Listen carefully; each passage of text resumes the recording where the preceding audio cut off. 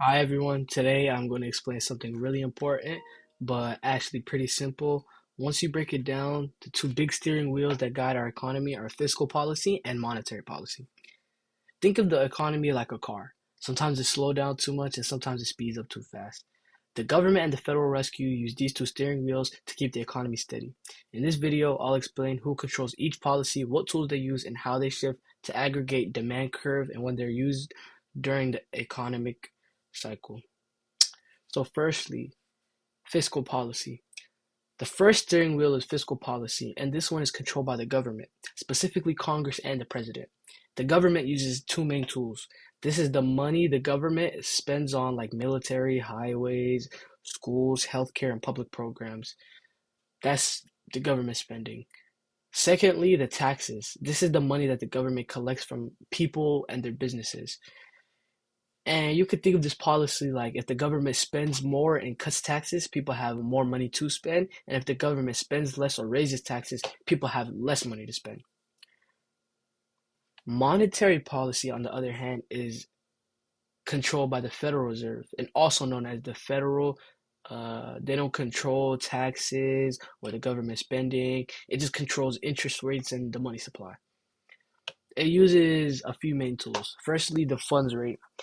This is the key interest rate that affects almost every other interest rate in the economy, like car loans, credit cards, mortgages, business loans, and if this rate lowers, the borrowing becomes cheaper, and if they raise it, the borrowing becomes more expensive. The open market operations is like when the Fed buy or sell government bonds. So they buy the bonds and it puts more money into the economy. And when they sell the bonds, it takes more money out the economy.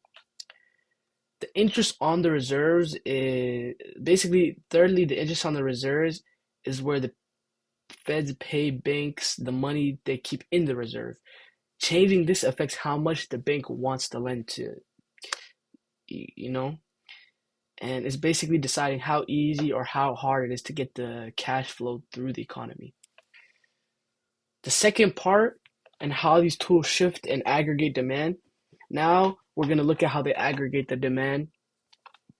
The AD curve shows total spending in the economy. So policies can shift this curve right when we want more spending or left when we want less.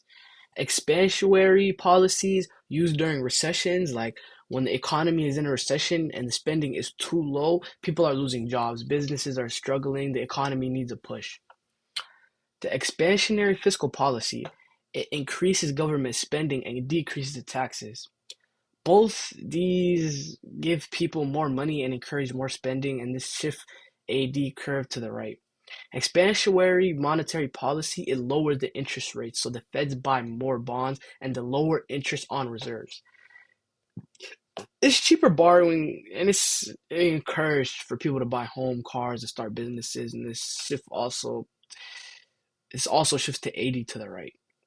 The contractionary policies is used during inflation, and when the economy is overheating and the prices are rising too fast, policymakers need to slow things down. So the contractionary fiscal policy is when the decreased government spending, they increase taxes, people and businesses now have less money to spend, and this shifts the 80 to curve to the left.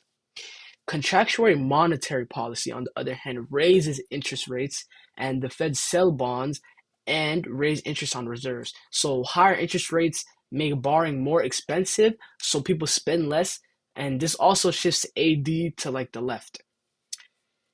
So the third part and how this fits into the economic cycle.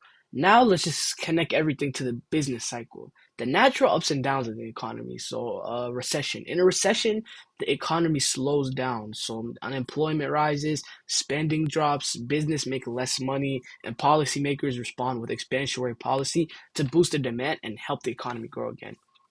So peak or boom.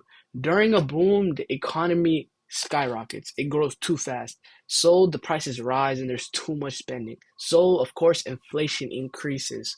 And here in policymakers use contractionary policy to cool things off and keep inflation under control. In conclusion, to sum everything that I just said all up, Fiscal policy is controlled by the government and uses the taxes and spending. Monetary policy is controlled by the Federal Reserve and uses interest rates and money supply.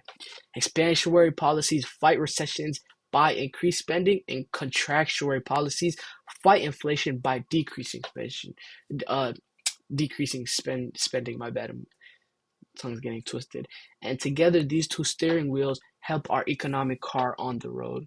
Thank you so much for watching my video, and I hope this fiscal and monetary policy is very easy to understand.